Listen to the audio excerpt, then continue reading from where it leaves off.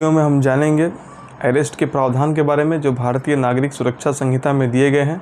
साथ ही हम जानेंगे अरेस्टेड पर्सन्स के क्या अधिकार हैं, उनके राइट्स क्या हैं जो कॉन्स्टिट्यूशन और भारतीय नागरिक सुरक्षा संहिता के द्वारा उन्हें प्राप्त हैं। और अंत में हम जानेंगे ऑनरेबल एपेक्स कोर्ट के रिसेंट जजमेंट्स को, रिपोर्टेबल जजमेंट्स को जो अरेस्ट से रिलेटेड हैं। तो चलिए इस वीडियो पे बने रहें और बिना स्किप किए हुए वीडियो के अंत तक बने रहें। और अगर वीडियो अच्छी लगे तो लाइक और सब्सक्राइब करना। अरेस्ट ऑफ पर्सन को डिफाइन किया गया है चैप्टर 5 ऑफ भारतीय नागरिक सुरक्षा संहिता 2023 में, सेक्शन 35। व्हेन पुलिस में अरेस्ट विदाउट वारंट, किन स्थिति में पुलिस आपको बिना किसी वारंट के और मजिस्ट्रेट के ऑर्डर के आपको अरेस्ट कर सकती है। पहला पॉइंट क्या है, in the presence of police officer a person has committed A cognizable offence, यानी कि पुलिस के उपस्थिति में, पुलिस के प्रेजेंस में अगर कोई पर्सन किसी भी प्रकार का कॉग्निजेबल ऑफेंस, संज्ञेय अपराध करता है तो पुलिस उसको डायरेक्टली अरेस्ट कर सकती है बिना किसी वारंट के और बिना मजिस्ट्रेट के ऑर्डर के।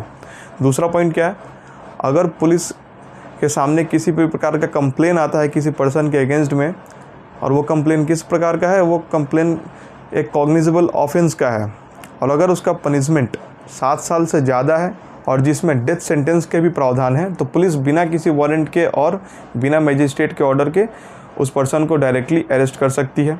तीसरा पॉइंट क्या है, एक ऐसे ऑफेंस जिसमें पनिशमेंट है 7 साल से कम हो या फिर 7 साल तक हो, तो वैसे कंडीशंस में पुलिस आपको एक नोटिस करती है सेक्शन 35 सब सेक्शन 3 के, और उस नोटिस में अगर पुलिस सेटिस्फाई हो जाती है कि आपको अरेस्ट करने की ज़रूरत नहीं है, तो एक राइटिंग में कोर्ट के सामने वो प्रस्तुत कर देती है कि अरेस्ट ज़रूरी नहीं है और एक राइटिंग में दे सकती है। और अगर पुलिस सेटिस्फाइड नहीं है तो उस ऑफेंस में भी आपको अरेस्ट किया जा सकता है। ये मतलब नहीं है कि नोटिस आपको सर्व किया गया हो और उसके बावजूद भी आपको अरेस्ट किया जा सकता है। नोटिस सर्व करने के बावजूद भी आपको अरेस्ट किया जा सकता है, लेकिन उसकी कुछ कंडीशंस है। पुलिस को कोर्ट को सेटिस्फाई करना पड़ेगा कि हमने अरेस्ट क्यों किया या फिर अरेस्ट करना इतना ज़रूरी क्यों हो गया कि नोटिस देने के बाद भी इस पर्सन को अरेस्ट करना पड़ा। पहला कंडीशन उसमें क्या है कि पुलिस को ऐसा लगे कि आप कोई दूसरा ऑफेंस ना करें और आपको उस दूसरा ऑफेंस को करने से रोकने के लिए पुलिस आपको अरेस्ट कर सकती है। दूसरा पॉइंट, आपको अरेस्ट करने से केस का जो इन्वेस्टिगेशन है वो प्रॉपरली होगा, तभी पुलिस आपको अरेस्ट कर सकती है।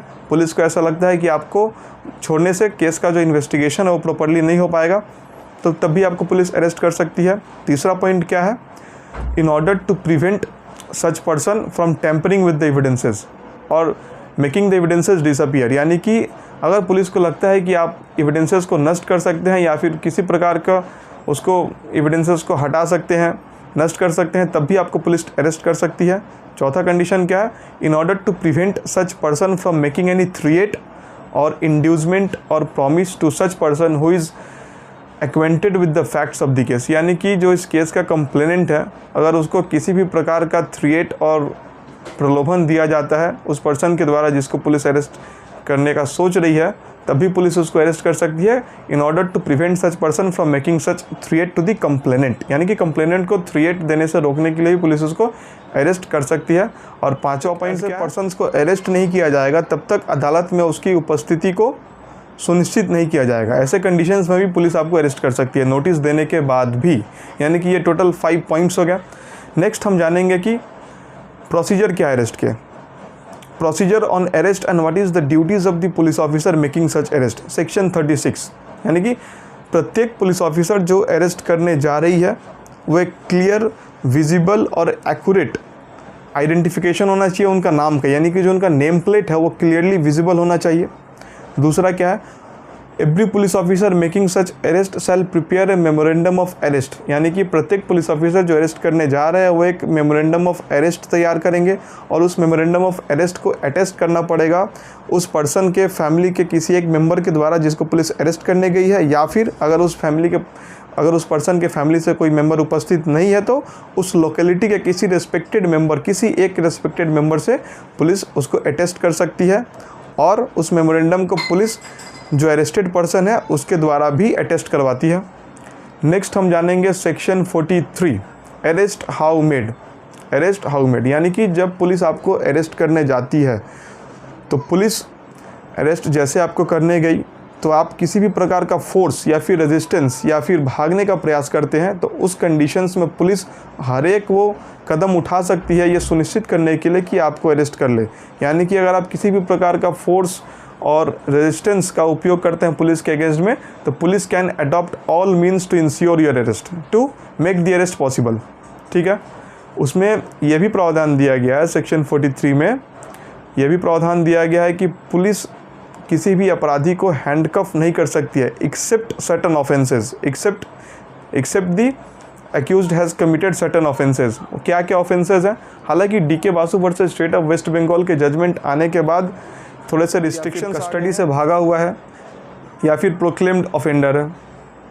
सेक्शन 43 में ये भी प्रावधान दिया गया है कि एक फीमेल पुलिस ऑफिसर के द्वारा ही अरेस्ट किया जाएगा। यानी कि एक फीमेल को मेल पुलिस ऑफिसर्स के द्वारा अरेस्ट नहीं किया जाएगा, और वो भी after sunset and before sunrise arrest नहीं किया जाएगा, एक्सेप्ट कुछ सर्कमस्टांसेस हैं। किन्हीं स्पेशल सर्कमस्टांसेस में फीमेल पुलिस ऑफिसर्स के द्वारा after sunset and before sunrise भी अरेस्ट किया जा सकता है किसी फीमेल को, बशर्ते उन्हें एक रिटन रिपोर्ट बनाना पड़ेगा और जहां पर ऑफेंस हुआ है उसके लोकल जुरिस्डिक्शन के मैजिस्ट्रेट से, फर्स्ट क्लास मैजिस्ट्रेट से एक रिटन ऑर्डर लेना पड़ेगा, प्रायर ऑर्डर। यानी कि अरेस्ट करने के पहले वो मैजिस्ट्रेट से उन्हें ऑर्डर लेना पड़ेगा, बिना ऑर्डर के वो उस महिला को after sunset and before sunrise arrest नहीं कर सकती हैं। इसके बाद हम जानेंगे अरेस्टेड पर्सन्स के क्या क्या राइट्स हैं, यानी कि what are the rights available to the arrested person given by the constitution of India and Bharatiya Nagarik Suraksha Sanhita 2023। Arrested person को कॉन्स्टिट्यूशन ऑफ इंडिया के द्वारा क्या क्या राइट्स अवेलेबल है। सबसे पहले हम जानेंगे आर्टिकल 21 के बारे में, protection of life and personal liberty. Article 21 क्या कहता है? No person shall be deprived of his personal life and personal liberty except by procedure established by law. यानी कि किसी भी आदमी को उसके पर्सनल लाइफ और पर्सनल लिबर्टी से वंचित नहीं रखा जाएगा एक्सेप्ट बाई ए प्रोसीजर। क्या कहता है? Protection against arrest and detention. Article 22 का क्लॉज 1 क्या क्या राइट्स देता है? Right to be informed of the grounds of arrest as soon as possible. यानी कि पुलिस को तुरंत से तुरंत उसे ग्राउंड्स बताना पड़ेगा कि क्यों उसे अरेस्ट किया गया है। दूसरा राइट्स क्या अवेलेबल है क्लॉज 1 में? Right to consult and to be defended by a counsel of his choice. यानी कि जो अरेस्टेड पर्सन है ये उसका अधिकार है, कॉन्स्टिट्यूशन के द्वारा दिया गया है कि वो अपने पसंद के काउंसिल यानी एडवोकेट से सलाह ले सके और उसको डिफेंड करने का भी अधिकार प्राप्त है कॉन्स्टिट्यूशन के द्वारा। क्लॉज 2 क्या कहता है?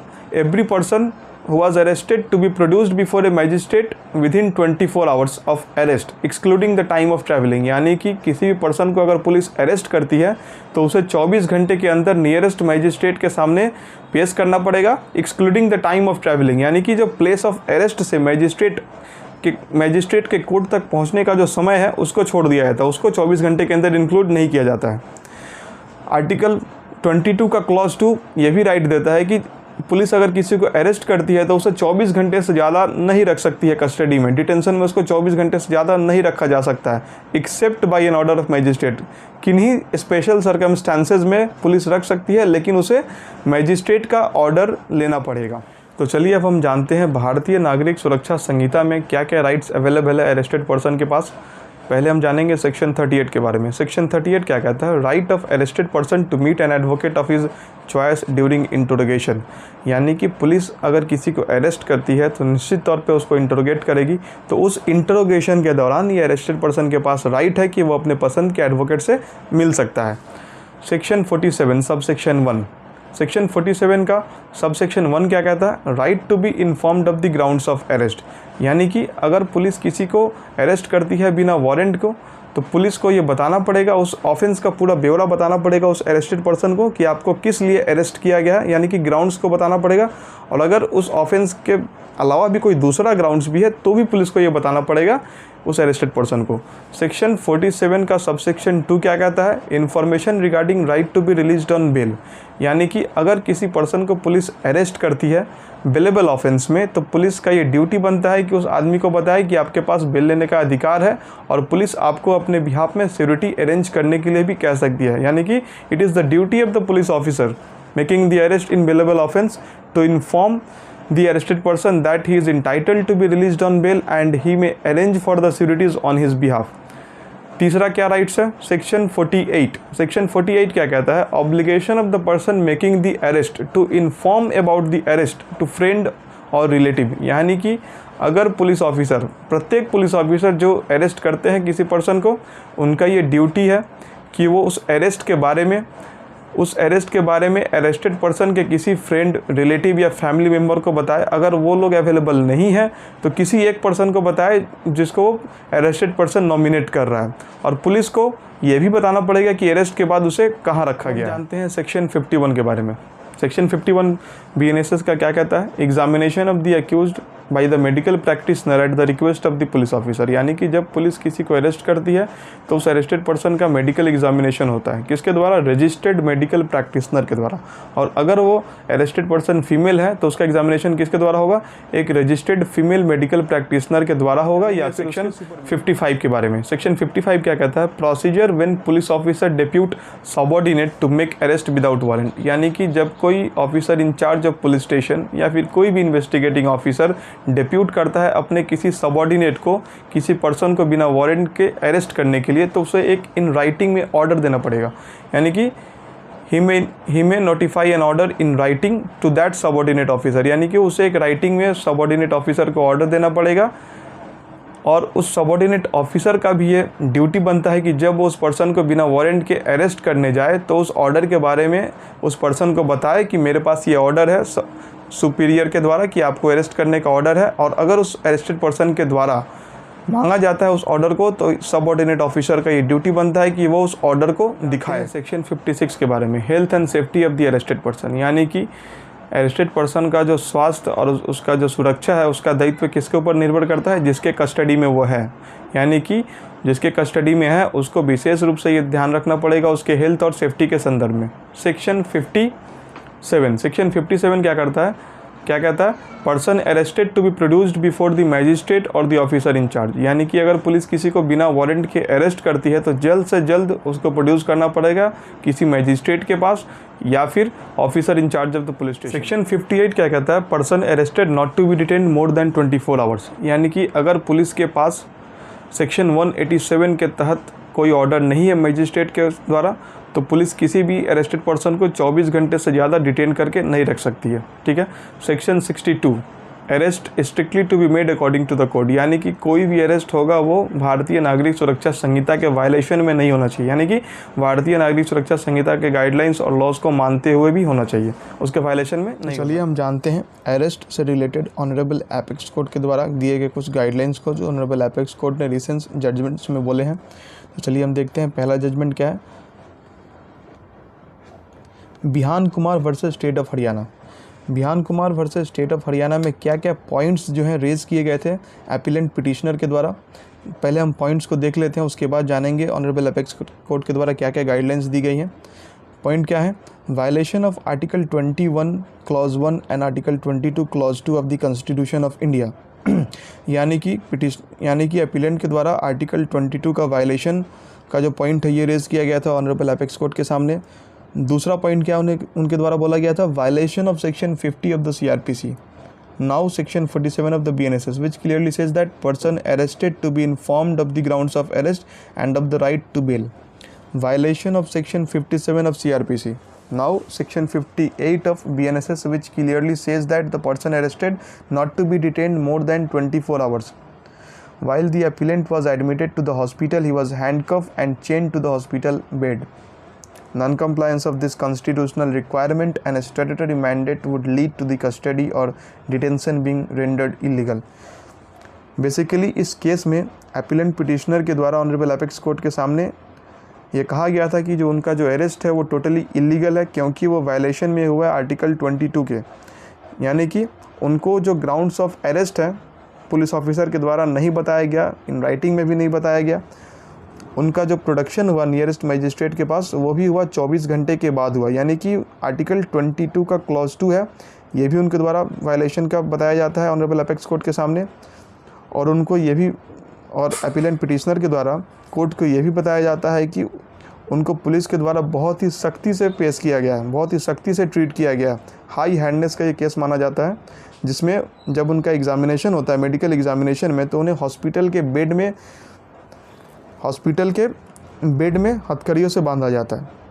ये एक टोटली एक केस ऑफ इलीगल अरेस्ट है और हाई हैंडनेस बाय द पुलिस, ये पिटिशनर के द्वारा कहा जाता है। तो सुप्रीम कोर्ट का कुछ गाइडलाइंस है इस केस में। चलिए हम देखते हैं क्या क्या ऑनरेबल अपेक्स कोर्ट ने गाइडलाइंस दी हैं इस पर्टिकुलर केस में। Requirement of informing a person arrested of the grounds of arrest is mandatory requirement of article 22 clause 1, यानी कि ग्राउंड्स ऑफ अरेस्ट जो है एक मैंडेटरी रिक्वायरमेंट है आर्टिकल 22 का, ये सुप्रीम कोर्ट के द्वारा कहा जाता है। The information of the grounds of arrest must be provided to the arrested person in such a manner that sufficient knowledge of the basic facts constituting the ground is imparted and communicated to the arrested person effectively in the language which he understand, यानी कि जिस भाषा को वो समझते हैं उनको उन्हीं के भाषा में grounds of arrest बताना पड़ेगा, किसके द्वारा? पुलिस ऑफिसर के द्वारा, ठीक है। When the arrested person alleges non-compliance with the requirement article 21 clause 1, the burden will always be on the investigating officer and agency to prove the compliance with the requirements of article 22 clause 1, यानी कि अगर किसी भी case में arrested person के द्वारा ये court के सामने बोला जाता है कि आर्टिकल 22 का वायलेशन हुआ है, तो उसको बर्डन ऑफ प्रूफ किसके ऊपर आता है? ये burden of proof totally investigating officer के ऊपर आता है। इन्वेस्टिगेटिंग ऑफिसर को ये प्रूफ करना पड़ेगा कोर्ट के सामने कि वायलेशन नहीं हुआ है, ठीक है। Non compliance with article 22(1) will be A violation of fundamental rights of the accused guaranteed by the said article, यानी कि कोर्ट के द्वारा ये भी कहा जाता है कि अगर किसी भी प्रकार का आर्टिकल 22 का वायलेशन होता है तो ये उस एक्यूज्ड के फंडामेंटल राइट्स का भी वायलेशन माना जाएगा।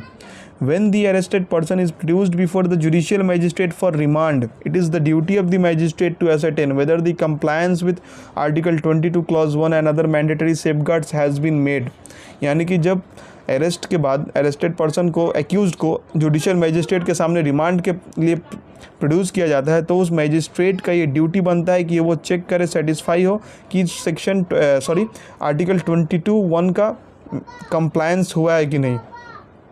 When a violation of Article 22 Clause 1 is established, it is the duty of the court to forthwith order the release of accused. That will be the ground to grant bail even if statutory restrictions on the ground of bail exist. The statutory restriction do not affect the power of the court to grant bail when violation under Article 21 and 22 of the Constitution is established. अगर violation हो रहा है article 22 का तो उस accused को bell मिलना चाहिए, यह भी कोर्ट का कहना है। बेल मिलना चाहिए भले ही उस पार्टिकुलर ऑफेंस में कोई रेस्ट्रिक्शंस ही क्यों ना हो, यानी कि भले ही उस पार्टिकुलर ऑफेंस में बेल देने का कोई रेस्ट्रिक्शंस ही क्यों ना हो, लेकिन फिर भी उसे बेल दिया जाएगा क्योंकि आर्टिकल 22 का वायलेशन हुआ। ये कोर्ट का कहना था Vihaan Kumar versus state of Haryana में। एक चलिए दूसरा केस भी हम देख लेते हैं। दूसरा केस है Mohammad Ashfaq Alam versus state of Jharkhand. Basically ये केस 498A से रिलेटेड है, लेकिन उसके जो गाइडलाइंस हैं वो सभी केसेस में लागू होते हैं।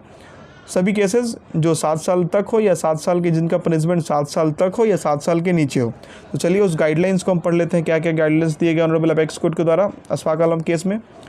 All the state government to instruct its police officer not to automatically arrest when a case under section 498A is registered, but to satisfy themselves about the necessity for arrest under the parameters laid down flowing from section 41 CRPC, यानी कि अगर कोई 498A का case होता है तो police automatically arrest नहीं कर सकती है। पुलिस को सबसे पहले सेटिस्फाई करना पड़ेगा कि वो अरेस्ट का ज़रूरत क्यों है, अरेस्ट करने का जो नेसेसिटी है उसके बेसिस में पुलिस को पहले सेटिस्फाई करना पड़ेगा। All the police officer shall be provided with a checklist containing specified sub clauses under subsection 41 subsection 1B2, यानी कि प्रत्येक पुलिस ऑफिसर को एक चेकलिस्ट प्रोवाइड करना पड़ेगा सेक्शन 41 सबसेक्शन 1B2 में।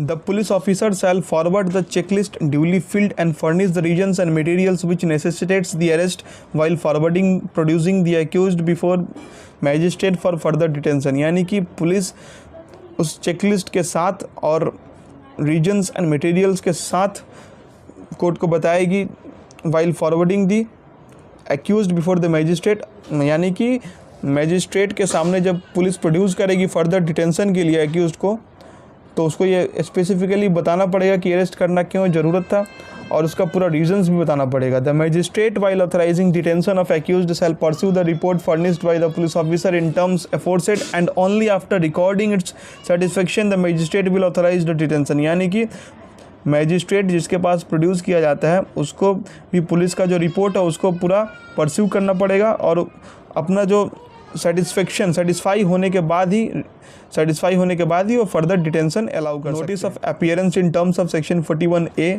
B served on the accused within 2 weeks from the date of institution of the case which may extended by the superintendent of police for the district for the reasons to be in writing. यानी कि section 41A का जो notice है police को सर्व करना पड़ेगा कब से, जिस दिन से, यानी कि पुलिस को सेक्शन 41A का जो नोटिस है सर्व करना पड़ेगा जिस दिन से केस रजिस्टर्ड हुआ उससे विद इन 2 weeks, यानी कि 14 दिन के अंदर, जब से केस रजिस्टर्ड हुआ उसके 14 दिन के अंदर पुलिस को नोटिस सर्व करना पड़ेगा। Failure to comply with the directions aforesaid shall apart from rendering the police officers concern liable for departmental action, they shall also be liable to be punished for the contempt of court to be instituted before the high court having the territorial jurisdiction. यानी कि अगर इन guidelines का कहीं भी उल्लंघन होता है, violation होता है, तो पुलिस लाइबल होंगे डिपार्टमेंटल एक्शन का और उनके अगेंस्ट में एक कंटेम्प्ट ऑफ कोर्ट का भी प्रोसीडिंग्स चल सकता है हाई कोर्ट में। ठीक है। Directions, these directions shall not apply to the present case under section 498A और section 4 of the dowry prohibition act, but also such cases where offence is punishable with imprisonment for terms which may not be less than 7 years और which may extend to 7 years with और without fine. यानी कि ये जो guidelines दिए गए honourable apex court के द्वारा, ये गाइडलाइंस सिर्फ 498 केस में ही लागू नहीं होंगे, ये सभी केसेस में लागू होंगे जिसका पनिशमेंट 7 साल तक है या 7 साल के नीचे है।